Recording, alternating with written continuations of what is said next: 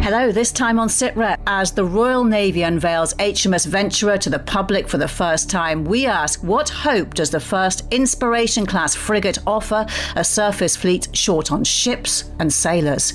We'll also look at the German Chancellor's announcement that restrictions are lifted on long-range Western weapons supplied to Ukraine, and that his country will help them make their own.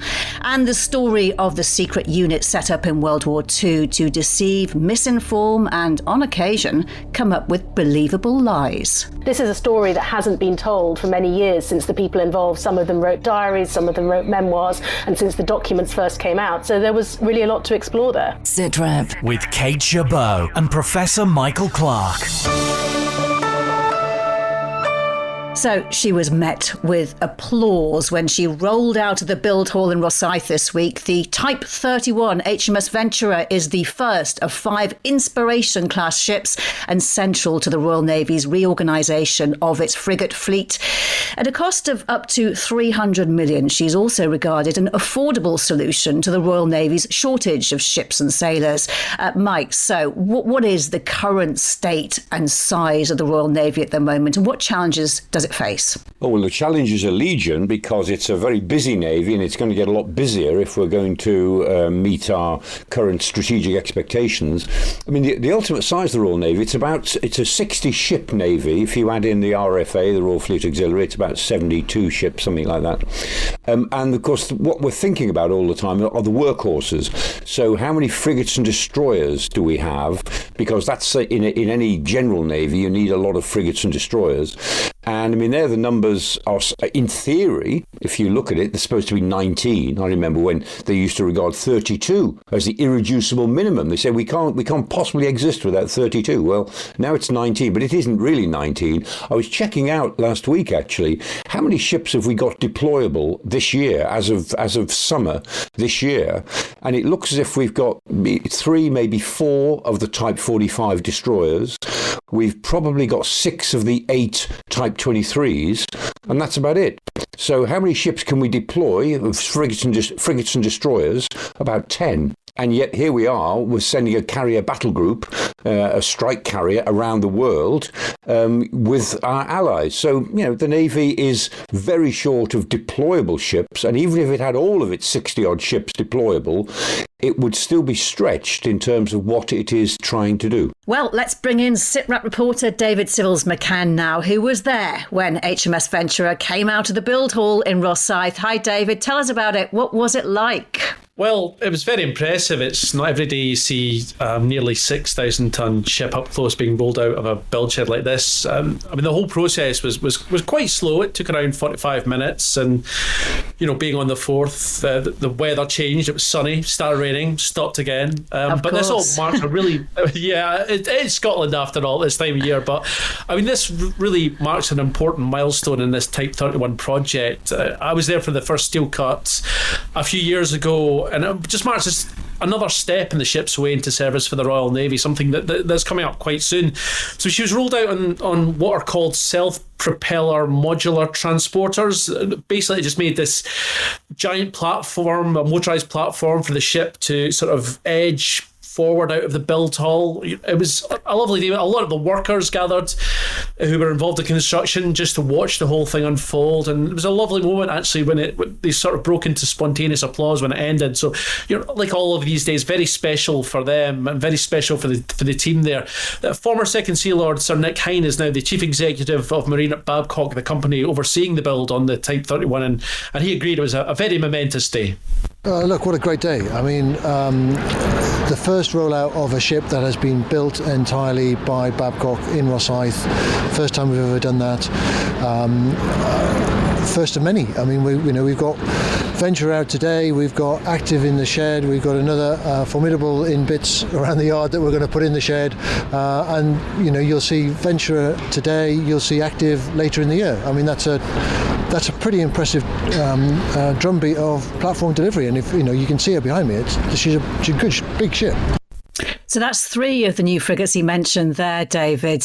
When they do all eventually come into service, what will they offer the Royal Navy? Well, first and foremost, Sir Nick said, they're just going to offer more ships. The Navy's spreading itself quite thin, but it might be a bit straightforward thing to say, but more ships out at sea would mean a more effective Navy. They're operating all the way from the Caribbean, South Pacific, Mediterranean, Middle East, and we keep hearing about this Indo-Pacific tilt, this region that's becoming a particular focus for the Navy. These new ships, along with the Type 26 frigates being built in Glasgow, are replacing the ageing Type 23 vessels that have been operating since the 1990s. And these Type 31s are more modern, can be crewed by a smaller company.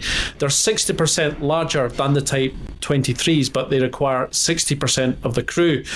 And with recruitment and retention an issue across the armed forces, Sir Nick said it's vital that the ships are designed with this in mind. All navies all over the world suffer from not enough money and not enough people. So we've got to build ships that are affordable, and we've got to make them be able to be operated by less people. So the design of Arrowhead 140, Type 31 behind us, is for a crew of 100. That's a really impressive number for a complex warship. You read in the papers all the time about problems of recruitment and retention in all the armed forces, not just in the Navy.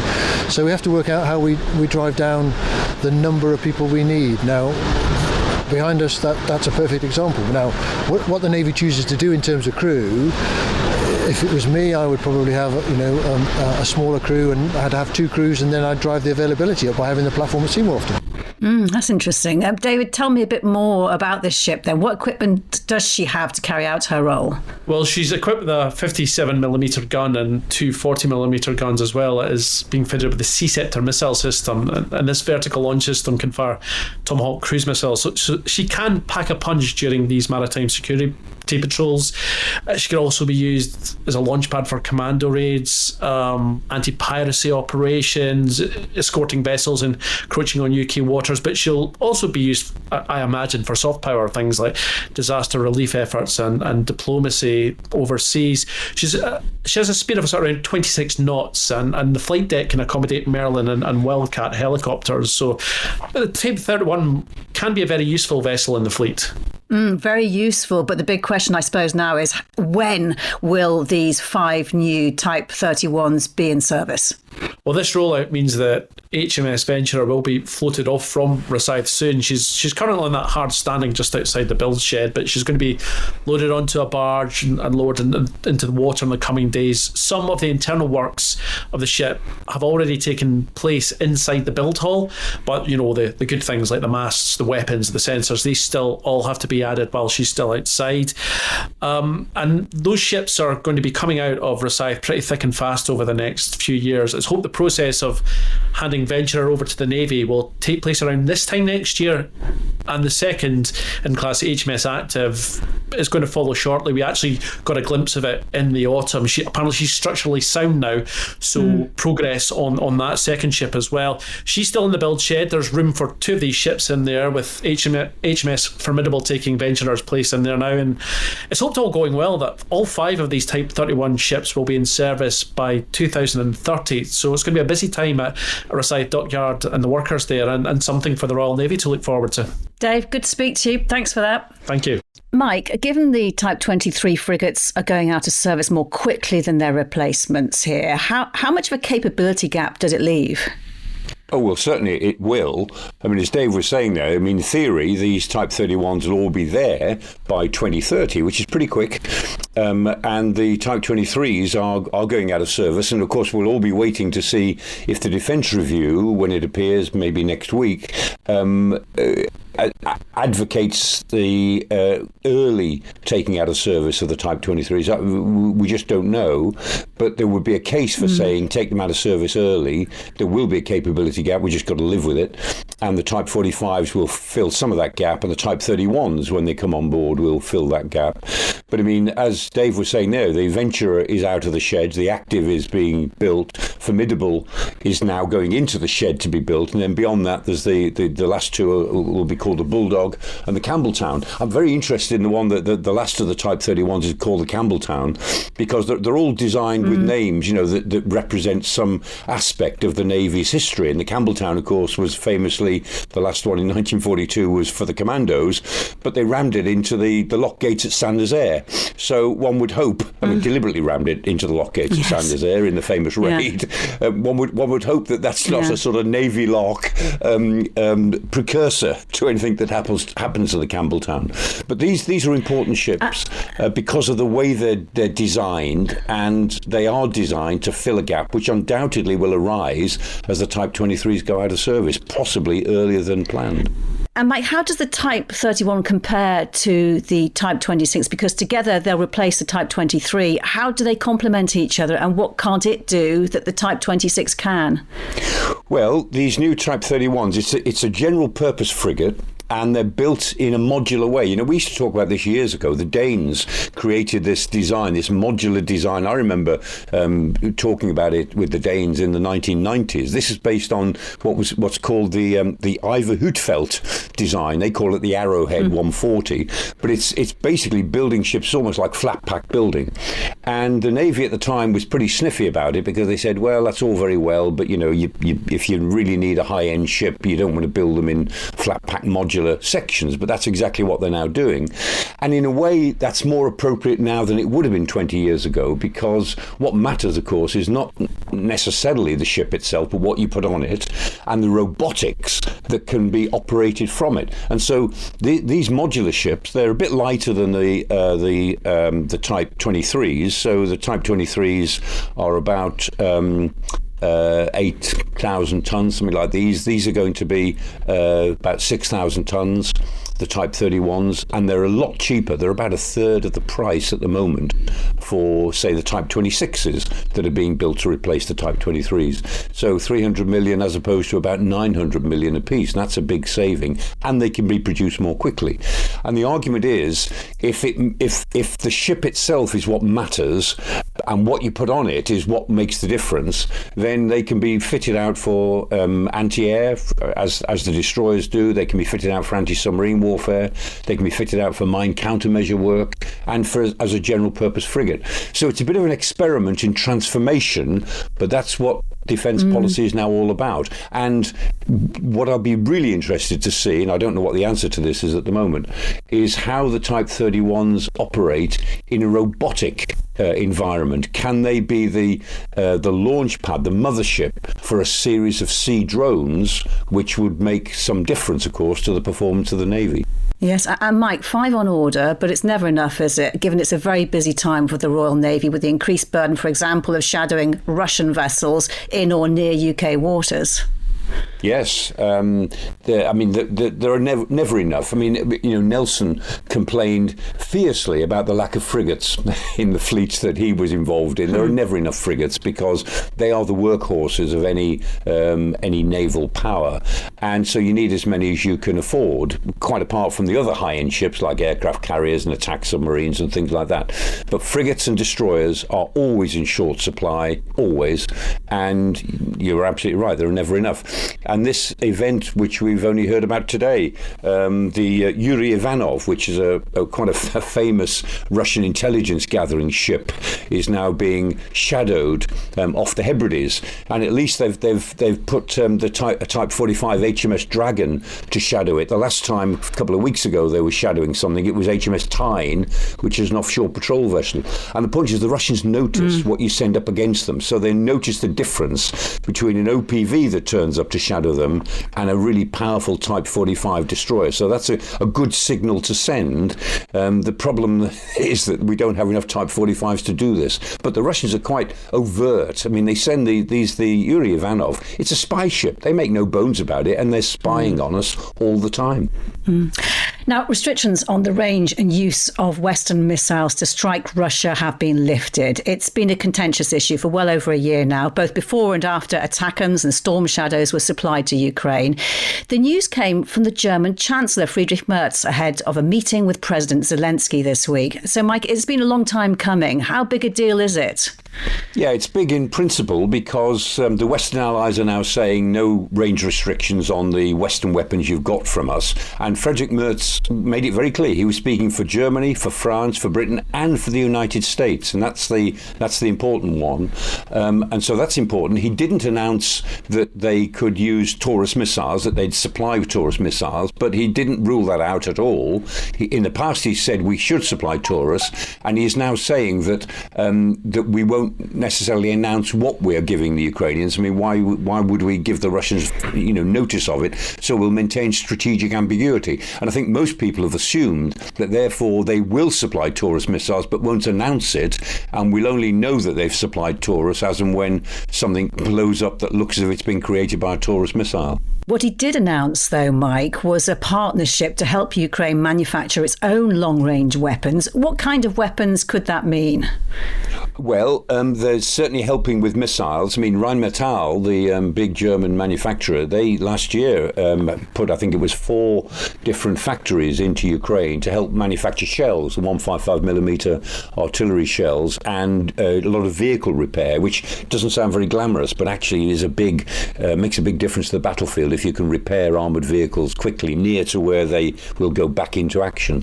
And so Rheinmetall have been doing that, and there's a Franco-German joint venture called the KNDS, which has also opened up in Ukraine.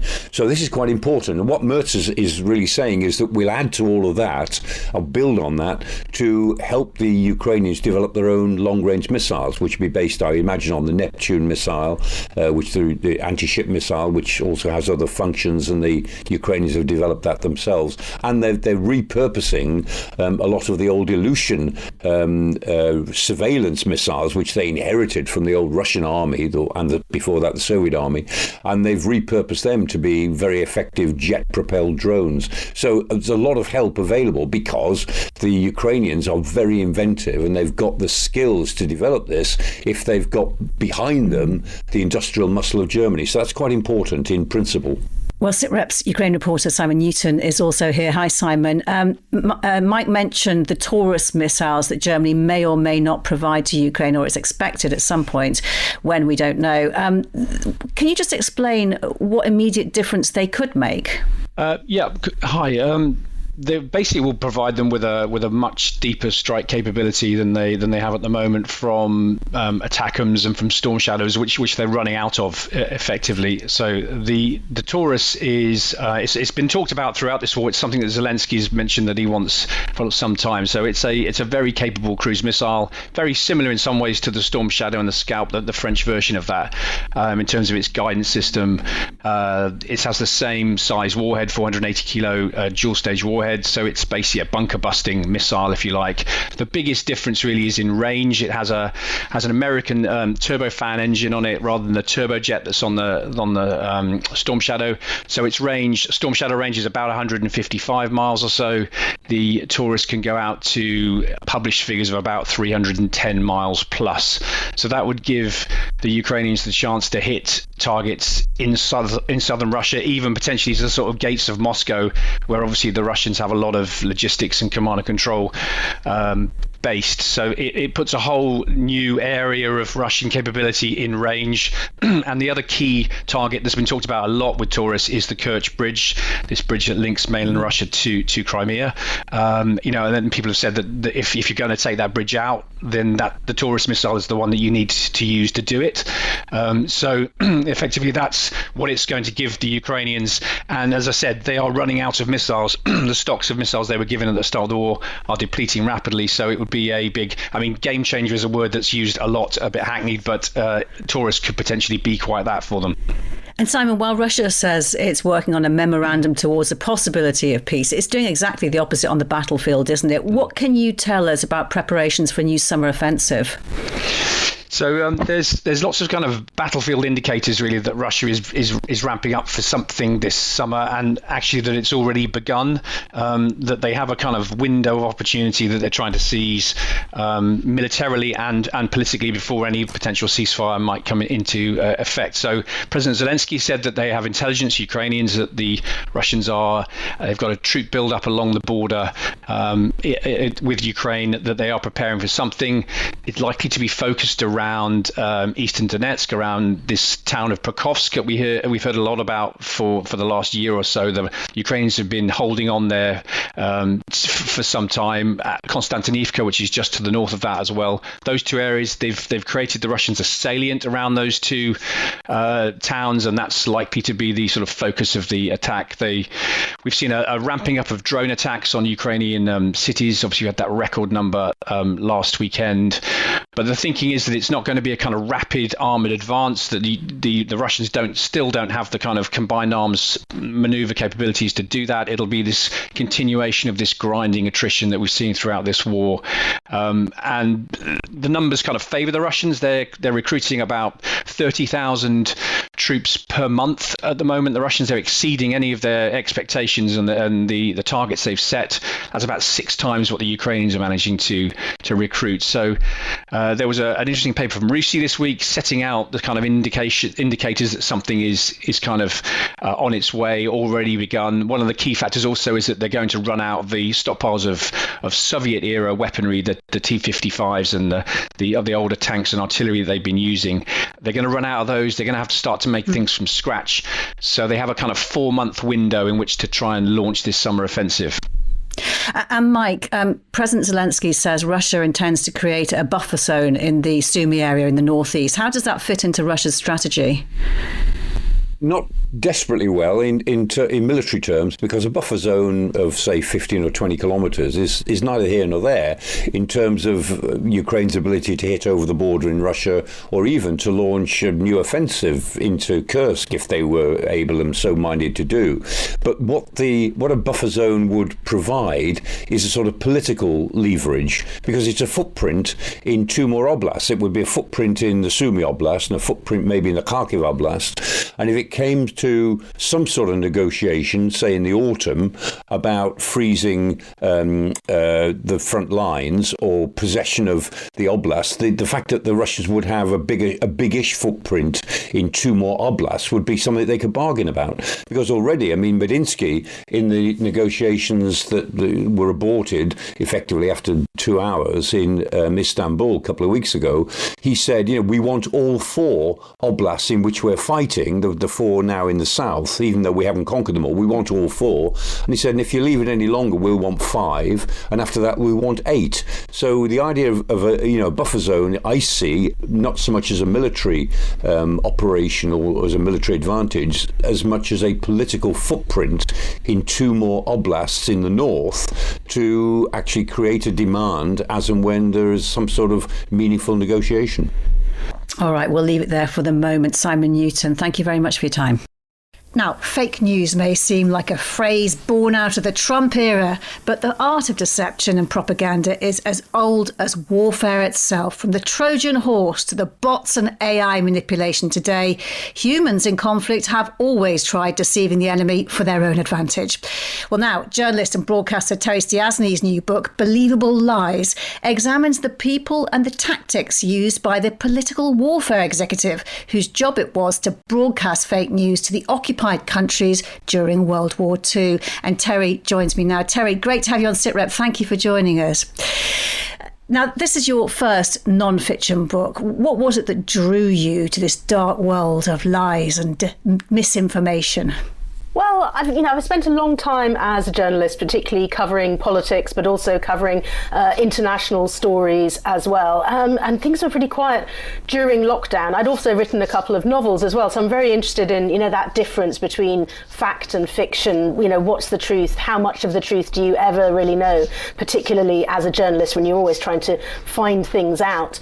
And I think, during the pandemic, it was really interesting about how governments tried to communicate with people, tried to persuade people to do what they were being told to. And I was thinking and reading quite a lot of books set during the Second World War about how people coped with a massive crisis. And then I just sort of stumbled across the stories of some of the people involved in the political warfare executive, particularly one woman who left to join it from the BBC and went over from sort of the white propaganda side, as they called it then, to a more secret side of propaganda. And the more I read about this and the more I learned about it, I discovered that there were just this fascinating cast of characters, some of whom had really their own problems with telling the truth in their own lives, and there were sort of strange parallels to what we subsequently found out was going on in the British government at the time, during the time of Partygate. Well, the government was trying to tell everybody, you must obey the rules, you must do things properly. Behind the scenes, there were all sorts of shenanigans going on. And so I thought,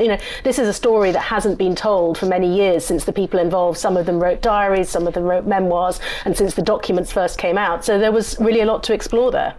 Yeah, and I heard written somewhere that it's a World War II version of Slow Horses, isn't it? Now, at the start of the war, the Germans were way ahead in terms of their use of lies and propaganda. Is that why the Political Warfare Executive was actually set up? Yes, there was a lot of conflict. Basically, at the beginning of the Second World War, there were lots of people who were taken off to a big country house, to Woburn Abbey. They were told, this is really secret, you mustn't tell anybody what you're going to do. And of course, they turned up and being journalists and other people, people like Noel Coward ended up there. They weren't very good at keeping the secrets about what they were going to do. They would gossip with their friends and saying, I'm going off to join a secret organisation. But once they got there, at the beginning of the war, they really weren't sure what exactly they were doing. They were still using the techniques that they'd had in the First World War, where propaganda leaflets had been dropped by a balloon, and they hadn't really got to grips with what was a new technology, the technology of radio, what that could do to try and persuade people in enemy-occupied territory to listen to Britain, what Britain was saying. And because the general strategy of the war as well hadn't really been established at that time, it was the phony war. They weren't sure exactly what their aims were, how far they were going to go. So it took a while for the Political Warfare Executive to be established, and it took a lot of political infighting as well, deciding which government minister was going to be in charge of it. And two of the ministers, Hugh Dalton and Brendan Bracken, were constantly at loggerheads, constantly swearing at each other, constantly trying to get the ear of Churchill and to decide who should be put in charge. And that took them, the best part of 2 years.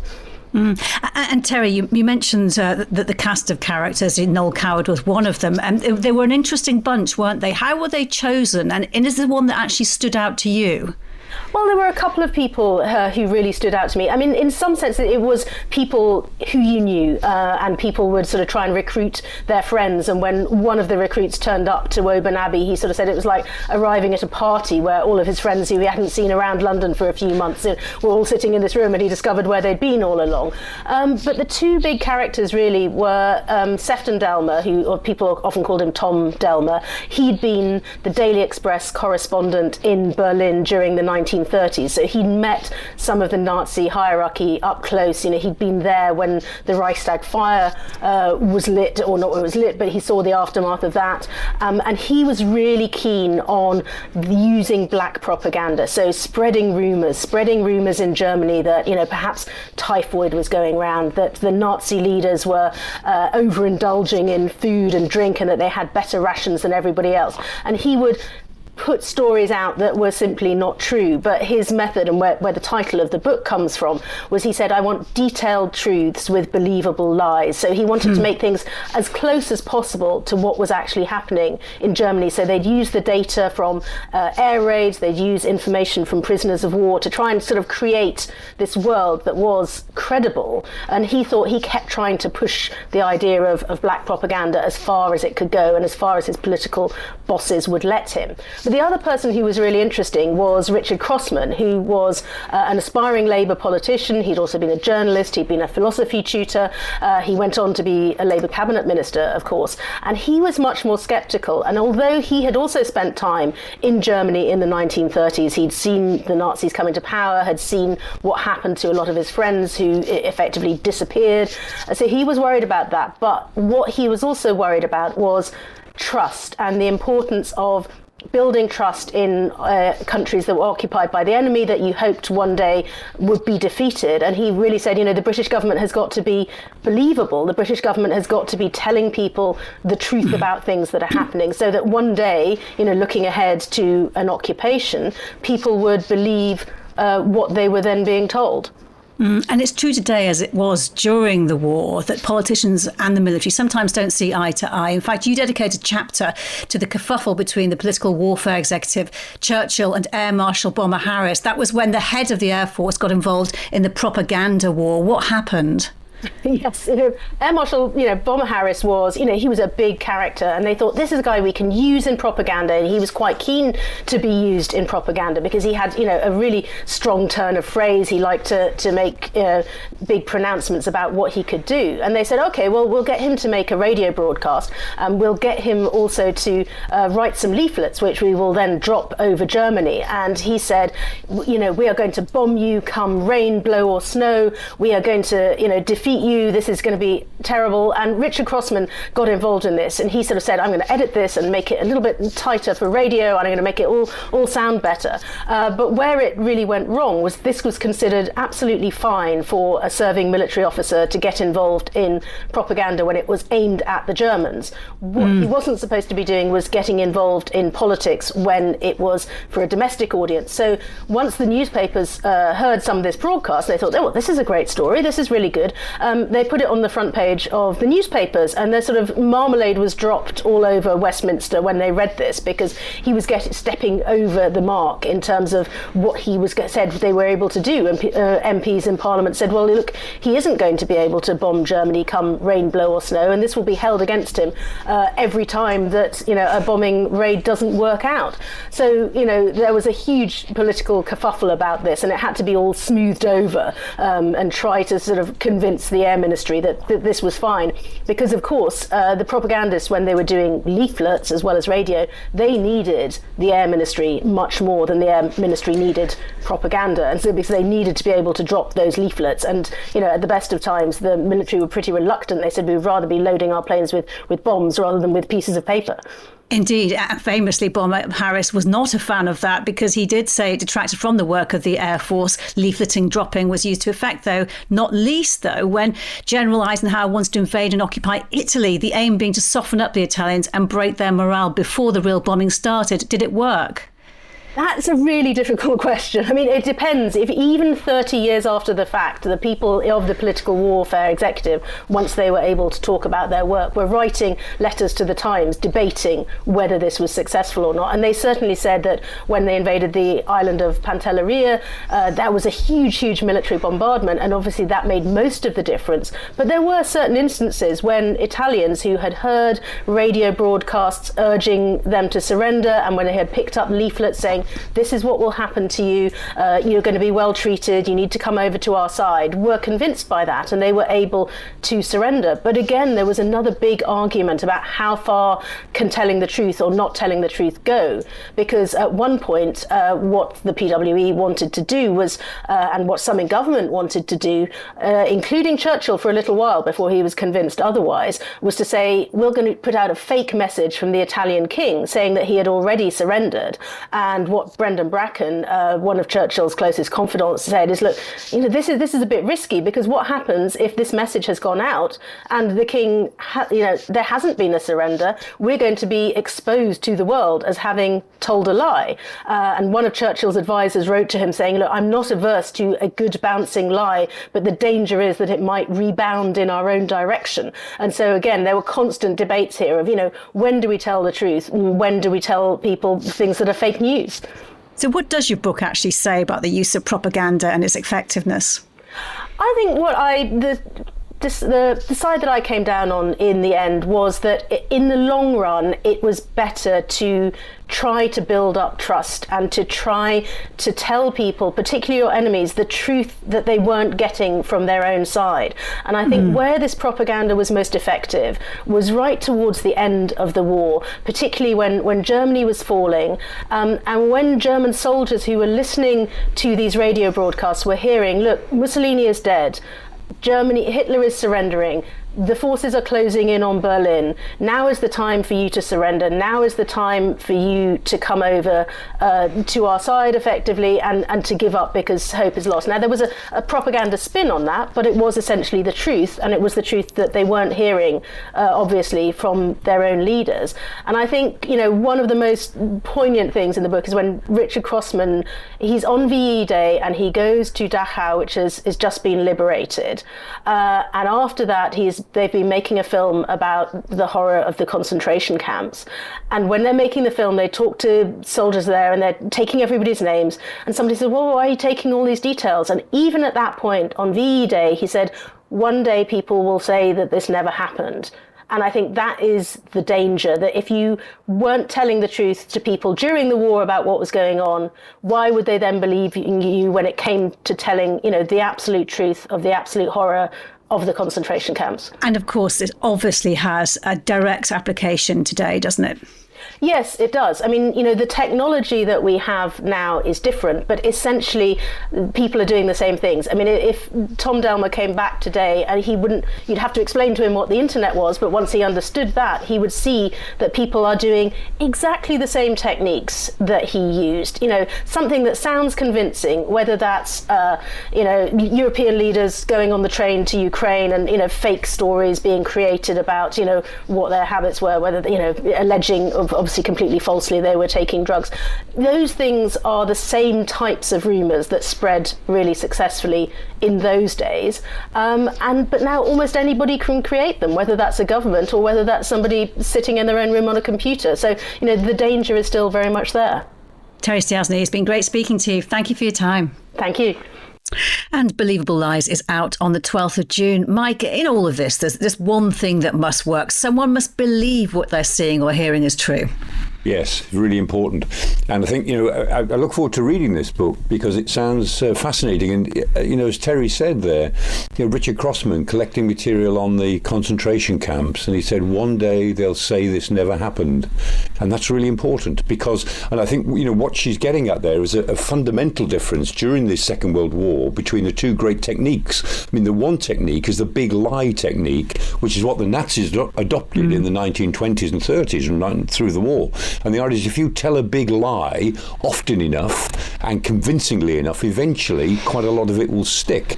And opposed to that was the British view that you must tell the truth so that when you do tell lies on occasion and in detail, your lies are believed. But essentially you must have the reputation for telling the truth. And that takes time to build up. And as Terry's book obviously points out, it can be undermined quite easily so that when a country like Britain does manipulate the truth, it has to do it really carefully so as not to destroy that essential credibility. But that difference between the big lie and the tell the truth reputation is really important. And as I think the book sounds as if it says, we've still got that essential tension in world politics between those powers that tell big lies and just keep on telling them about all sorts of things and those powers that try to tell the truth, but even then can't resist the idea of spin and manipulation, which can, of course, go wrong. I'm just interested, actually curious, Mike, to know that during your career, perhaps your time at RUSI, have you ever been the subject yourself of disinformation or a spin of the truth? Oh, yeah, all the time. Still happens. There's a publication called The Voice, which misquotes me quite a lot. And so things that I say on Sky News or whatever it might be, or even on BFBS, is reported, and then an extra quote is put in, which is something I never said, which is something that is much more vicious or more inclined to violence than anything that I would have said. And so that happens all the time. So the idea there is to report comments, quote me, and then quote something that I didn't say, which makes me sound like an extremist or somebody who is, extremist in terms of being anti-Russian or, anti the people of Russia, something like that. And it's that sort of 10% manipulation. 90% of what I say is there, and then 10% is pushing it to another level, which categorizes me in a way that is not not accurate. So yeah, it happens all the time. And it certainly happened when I was at RUSI in a personal sense, and in terms of the organisation was always being mischaracterised, mainly by the Chinese, as an intelligence organisation. They never believed that it was an independent think tank, close to government, working with government, but entirely independent and not funded by the government, certainly not independently funded. And the reason, of course, that the Chinese always assumed and said that we were an intelligence operation is because if we existed in China, we would have been. The idea that the Chinese could never conceive of how you could be an independent organisation but still be close to the government. They just doesn't happen in their political culture. And so, yeah, they never believed in this sort of peculiarly British idea of people like organisations like RUSI or Chatham House or the International Institute for Strategic Studies or many London organisations that are genuinely independent. They just don't believe it. Thanks for that insight. Really interesting, Mike. And thank you to all of our guests. That is all for now. Professor Michael Clarke and I will be back with another Sitrep next Thursday. Until then, you can always catch up with past programmes you might have missed online at bfbs.com/sitrep, the BFBS Forces News YouTube channel, or wherever you get your podcasts. For now, though, from me, Kate Chabot, thank you for joining us. Bye-bye.